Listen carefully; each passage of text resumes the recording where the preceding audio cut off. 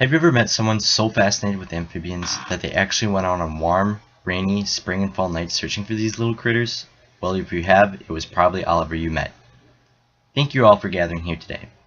As you are friends and family of Oliver Konecki, it may be of some personal interest to you, as you knew him as a brother, a son, a friend, a classmate, and a colleague. Most of us knew Oliver as a studious young man, with a heavy dedication to his love of the sciences, particularly the natural world and its wonders. Oliver was an adventurous person who loved to travel. Ever since a young age, Oliver's travels, whether it be by himself or with his family, has taken him across the continental United States, Canada, and Eastern Europe. Oliver's adventures, whether it be at a youth camp in Glacier National Park in Montana, or across the vestiges of the former Soviet Union in Eastern Europe, has brought Oliver into contact with many people with varied backgrounds, lifestyles, and beliefs. It was Oliver's compassion and thoughtfulness that made a positive impact on those he came into contact with. With all the people he came into contact with, one thing stuck out in their minds: how compassionate and thoughtful this young man was. Throughout his short life, Oliver has always endeavored to attend to the needs of others. Oliver was a thoughtful young man whose passions extended far beyond those of his personal interests of adventures and science. Since youth, Oliver expressed his passion for his interests in many forms.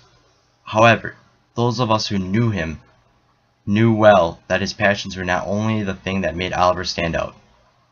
It was his compassion towards other forms of life, human or animal, that inspired respect for him from many.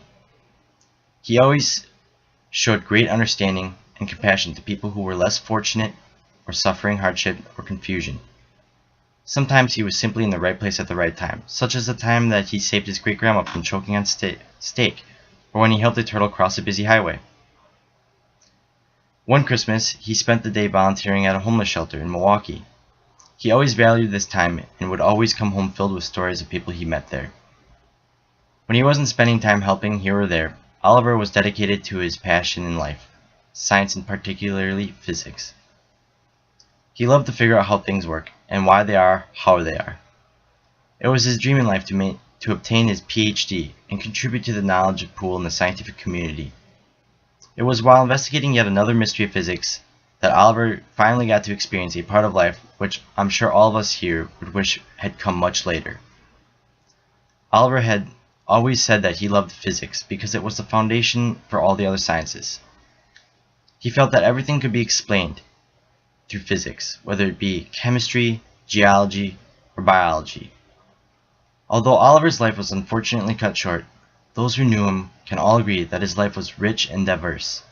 Oliver's appetite for understanding and his natural curiosity fed into his passion for science. There is no doubt in my mind that Oliver truly found his way in life by pursuing his dreams and desires in science.